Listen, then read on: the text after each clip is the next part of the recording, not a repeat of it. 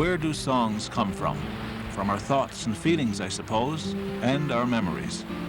Some songs are of great events, some about the simpler things in life. Lim Snow, they told me, can write a song about anything. About love, about fishing, about a great lobster boil. I found Lem in Notre Dame Bay, near Cambellton, where he was born nearly 83 years ago. In my young days, when I was going to school at Cambellton, there were several children from here would walk over to Cambellton and go to school every day, you know. Oh, yeah? They had they had no transportation other than walk, and there was no school over here. Come to Cambellton to go to school. It was more than 70 years ago when Lim Snow began writing rhymes to amuse his schoolmates in that little schoolhouse in Cambellton. Later, in the lumber woods, he would delight loggers with his poetic description of life in the camps. More poems and songs poured from his pen while working in Howley and Deer Lake. And he's still at it, writing, singing, telling stories about people and about the life he knew in Outport, Newfoundland. When I was a boy, I didn't take a share in the fish, but every fish that I caught, I'd cut the tail, you know? Oh, yes, yeah. Used to call them cut tails. A different way of life then. Cut tails, salt fish, and schooners sailing north to the coast of Labrador and to the northern peninsula, which was then called the French shore. One trip proved to be quite an education for young Lem. I was only a boy at the time, around 14 years old, and father had a schooner, got a schooner from Ashburn, the big fish merchant at Twillingate, and we decided to go to the Cape Ball fishing.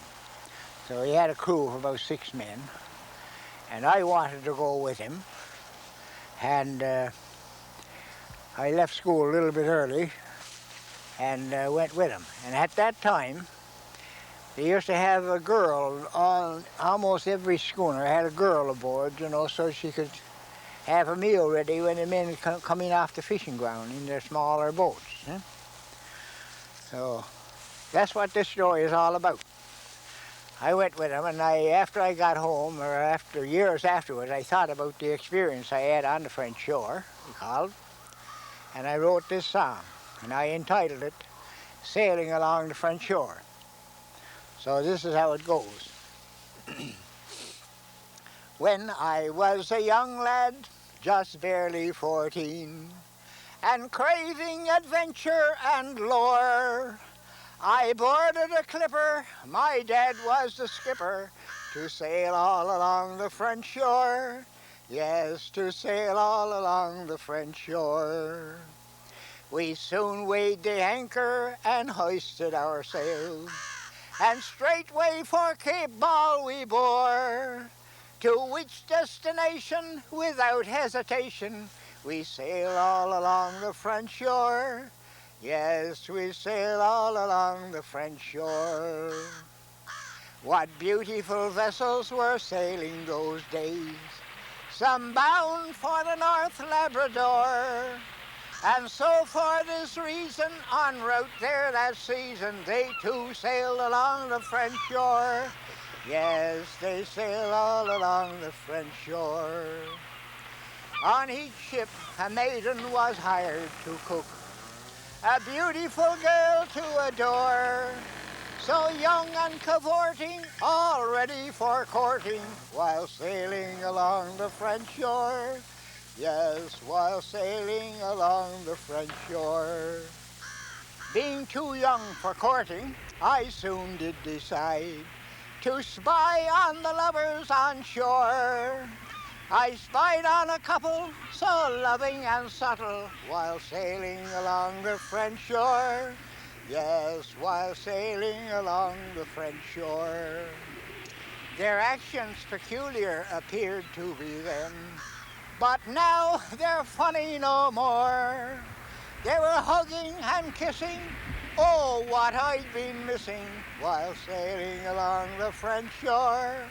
Yes, while sailing along the French shore.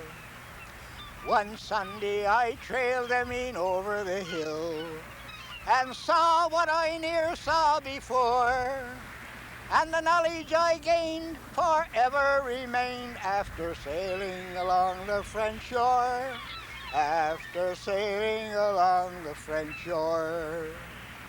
This couple got married that very same fall, as soon as the voyage was o'er, engendered, I'm certain, by secretly flirting while sailing along the French shore. Yes, while sailing along the French shore. This couple has children, now married, I ween.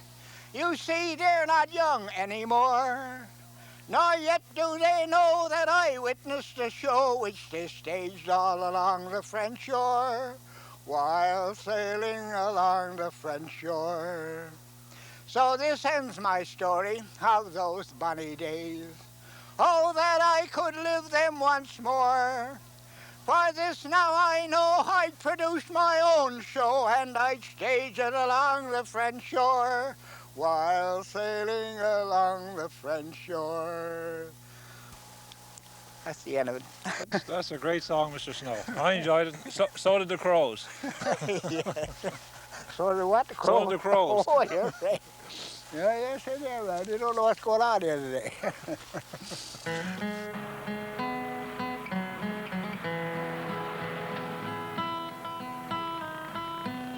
Lim Snow has put down his anchor in Lewisport now.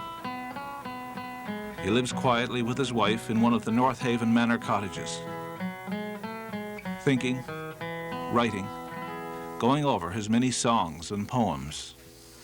There are a good many songs I got no record of, you know, in the early days. I used to write 2 or 3 verses. And, well, it might be to some other tune that I've heard before. What I have on hand now is around 70, I guess. And you remember? Songs and poems. Now, I wouldn't be able to recite them all, I don't think, without looking at them. When did you start? Were you a youngster or were you a grown man? Well, when I was going to school, sometimes I'd write a verse or two, you know, for some joke. Even among the school children, there'd be something happening, and I'd have a little rhyme about it, you know. But I didn't do any songwriting until, well, it never came to me seriously to write anything until I was working with Bo. I was over in Dearly. I was about 25 or 30 years old, and I started to write to keep a record of them, you know. Some of your songs are comical, but others are pretty serious too, aren't they? Well, I suppose you would call them serious. Yes. Well, they are nearly all true to fact. They might be exaggerated a bit, you know. Some points of exaggeration, like certain places now in that what I wrote about the Holy Broomball game. Of course, that's all. A lot of that is exaggeration because I refer to one point there where here comes Josie Molan and he meets with Wilfred Rice. And in the wild scramble, Josie's cap fell on the ice. And Wilfred thought it was the ball and makes a vicious slap. And sailing across the Milky Way goes Josie Molan's cap. It wasn't up very high, that high, but you'd think it was way up at the side. Well, I guess you exaggerated a bit in the lobster boil too. Well, there's not too much, I suppose, because they were having a lot of fun there at the lobster boil. Is that your most popular song, would you say now? Well, I don't know, you see. There's a lot of people, yes, there's a lot of people ask for that one when I go singing. They want to hear the lobster boil. There works fun and glory involved in this story, the title of which is The Great Lobster Boil. A tale of great slaughter in boiling hot water of lobster that came from the Straits of Belle Isle. By car, truck and flivver en route from Trout River, the lobsters arrived here one evening in May at a lakeside location near the great hydro station where all was made ready to boil them that day. They came from the high roads, they came from the by roads, they came with a smirk and they came with a smile. Young men and their ladies and women with the babies all rushed to the scene of the great lobster boil. While we were toiling with lobster pots boiling and the freshly cooked lobsters we stacked in a pile. By sniffing and smelling the fragrance compelling, folks came on parade to the great lobster boil. There were big ones and small ones, white, fat, short, and tall ones, and one man who had never seen a lobster before. He thought they were pliers, all tied up with wires, as used by the linesmen who traveled the shore. There were tellers and nurses with handbags and purses, all daintily dressed as you well may suppose, in flashy regalia with paraphernalia, including white tissues for wiping the nose. They were sucking and slurping like little birds chirping. The last tasty morsel was well worth the while paste from those creatures bespattered our features, but none gave a hoot at the great lobster boil. With babies a-crying and lobster shells flying as sham battles raged on the shell-littered soil. Bespattered and smelling, we still kept on selling the lobsters we cooked at the great lobster boil. There were maidens and urchins and white-headed merchants all clamoring for lobster, oh what a turmoil. When two pretty fillies got cramps in their bellies and ran for relief from the great lobster boil. So this ends my story of work, fun, and glory, the title of which is The Great Lobster Boil. A tale of great slaughter in boiling hot water of lobsters that came from the Straits of Belle Isle.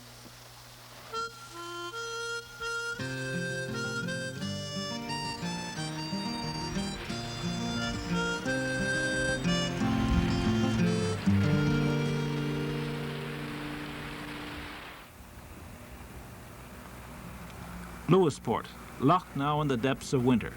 All is quiet, peaceful at the Senior Citizens Complex. But from one of the cottages comes the sound of a jam session. Yeah, then we'll go through to the last two verses. Last two verses? Yeah. Yeah, all right then. I'll see if I can get First it here. two and the last two. Yeah. Where's it go? Lim Snow was writing songs 30 years before Jim Payne was born. A writer and singer himself, Jim is fascinated with Lim and his music. About my friends and relatives and old Ireland far away. 'Tis in the land of the Emerald Isle that the pretty shamrock grows, where with lovely sheen through meadows green the river Shannon flows. That's right, isn't it? Folks tell me that my forefathers all came from Roscommon. But I didn't have forefathers, see, I only had the one. And he was born at Killaloe, where soft as zephyr blows, and twixt mountain glades and leafy shades the river Shannon flows. I met a dame in County Cork, she had a well-filled purse. I said, my dear, I'll marry you for better if not worse. She hied me contemplating. Well, I first heard of Lem as a child, actually, because my grandfather and my uncle both used to work up in the woods with him, back up around Grand Lake when he was back up there. So I used to hear him mentioned around the house, you know.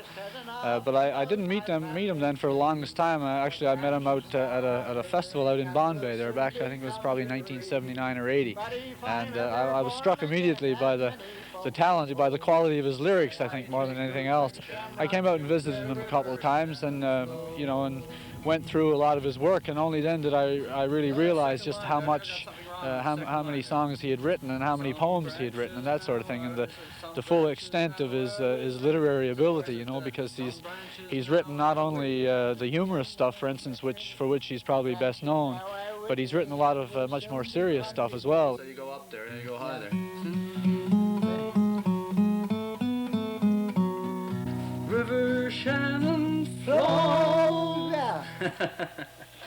May I take root like a shamrock shoot wherever Shannon flows. There's a thoughtful side to Lim Snow. You see this best in his poetry. Once, while on a hill overlooking the sea, contemplating the forces of nature, of erosion and time, Lem imagined the mountain scorning the ocean which leapt at its feet. But the sea in time would have its revenge. They speak to each other in the mountain's scorn and the ocean's revenge. O mighty mount, whose highest peaks towards the heavens are borne, in thy majestic pride thou wouldst look down on me with scorn. But thee yet I shall conquer, though a million years may roll. Thy magnitude I shall reduce to a tiny little knoll. O thou vast expansive ocean, covering over half the globe, I deplore your misdemeanor, as your actions now I probe. For when winds are at their highest, you produce a boisterous wave, sending unsuspecting seamen to a cold and watery grave. Thou wast born within my bosom, partly formed by mud and sand. Thence emerged gigantic splendor to the highest peak on land. Now the elements at my bidding yearly takes of thee a toll. Bit by bit I shall consume thee, till thou art a tiny knoll. I despise your violent actions and your cruel inclemency. Death, disorder, and destruction here will be your tendency. So an agent of destruction you forever must remain, without vision, without purpose, without thought for loss or gain. Often Lim is invited to perform at concerts and festivals. Sometimes it's just across the road to entertain other senior citizens. A bit of fun to pass the time, to bring a laugh and a memory. We the cottagers, this group of senior citizens who are gathered here today were one time little babies living not too far away. We came from various villages and from the islands out to sea and from little coastal hamlets where we were wont to be. So here we are, all cottagers, from the north, south, east, and west. This cottagers' community is the spot we love the best. So we have all assembled here to live in harmony and to drive away the cares of life with fun and jollity. I cannot say what each one did before he settled here. Each had his way of living and each had his own career. Each used his own discretion on what he said or did, and he left it to the other folks to commercialize the squib. So let us all be happy, and don't peeve at growing old, for I would say within each breast doth beat a heart of gold. So let the sunshine of each countenance illuminate this loop, and prove to all and sundry that we are a happy group. Thank you. That's the real country. Recitations, songs, stories. There's a laugh a minute when Lim Snow is on stage. But today he's got a young partner with him. Jim Payne joined in too with another of Lem's recitations. He's memorized many of them. Wait till summer comes, and then go digging worms for bait when summer comes. I may not have a rod like you, but I'll get out my old bamboo and then perhaps go fishing too when summer comes. Did I get it all then? That's right. Thank you very much. Long after you're gone, now people are going to be doing your stuff and that, and people will remember you for that. How do you feel? How does that make you feel? Oh, that makes me feel that I must have done something worthwhile sometimes, you know. Mm-hmm. I don't want to be, I don't boost myself about that stuff, because I'm not, so long as it's worthwhile for them to listen to, and they like to listen to it, well, that's okay with me. Mm-hmm. I think it's just fine for them to do it. If they enjoy it, of course, that's a proper thing. And if other people enjoy it? Yeah. Well, it's too bad there wasn't stuff like, you know, a lot of television and radio and records, say, 30, 40 years ago, and you'd probably be a lot more well-known than you are now, eh? Yeah, well, that's what they tell me. They said, boy, it's too bad. They said, started off so late in life, you know, to get, for this publicity. Yeah. So if you had been ready for this now, around when you were around 25, it would have been, I mean, the people would have enjoyed it, I suppose. It would be something that wasn't so common as now, I suppose it is, because there's a lot of people making up songs now. Yeah. But I enjoy writing songs sometimes when I got something to write about, you know, worthwhile. But I'm not so good at it now, of course. I'm getting too old for that, I guess. I've been living so long. That's what makes me so old, I suppose, living so long.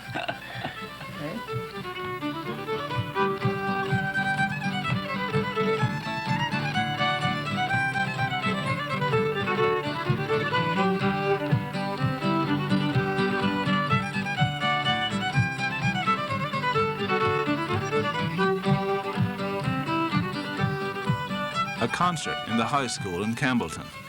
There's Uncle Lim, all set to go.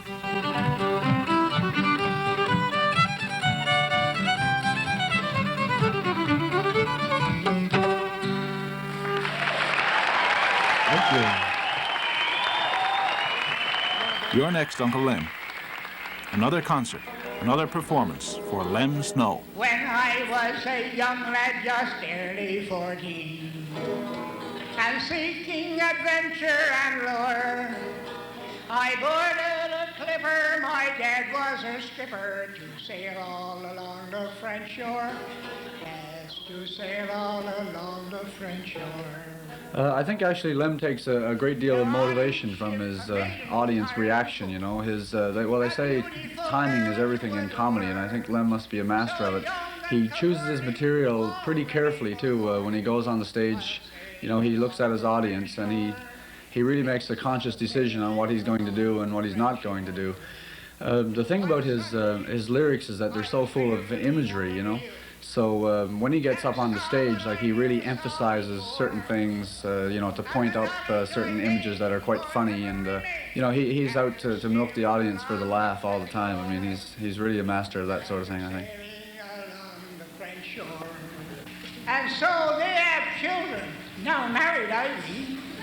You see, they're not young anymore, nor yet do they know that I witnessed the show, which they staged all along the In an audience like that, where he's got young and old, and you know, it was a big mix of the community. There was you know, a lot of sort of religious overtones in the content of the show and everything. To pick out a song like that, which probably could be considered a little risque for an audience like that, but he sort of knows just how far to take it. I thought he picked his material really well, and he really delivered it well, so that there's no way anybody could be offended by it, you know. So that's my story about the French show.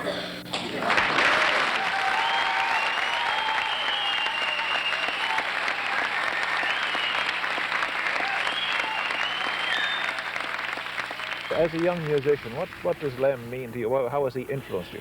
I think, well, Lem's been a great inspiration to me, for one thing, just because he's been able to churn out, you know, so many songs and poems about a variety of topics.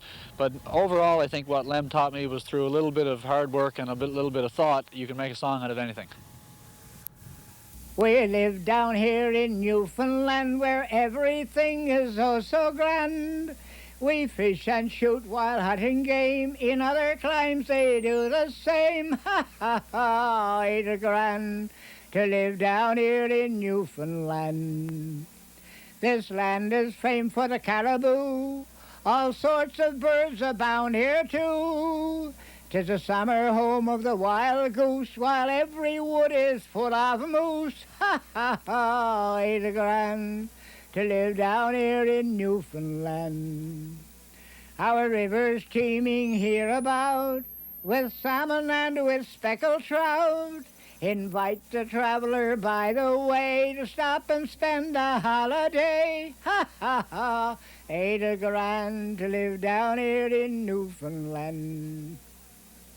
Our people dwelling near the sea live by means of the fishery. Some sail away to a distant shore, away down on the Labrador. Ha ha ha, ain't it grand to live down here in Newfoundland. The farmer with his plow and rake, his living from the soil doth take. Miners with picks and dynamite in mines are working day and night. Ha ha ha, ain't it grand to live down here in Newfoundland. And so now, folks, I'll end this rhyme. Well, you may say I think 'tis time. Here's health to all on sea or land, ye hardy sons of Newfoundland. Ha ha ha, ain't it grand to live down here in Newfoundland? Ha ha ha, Newfoundland, no place in the world so grand.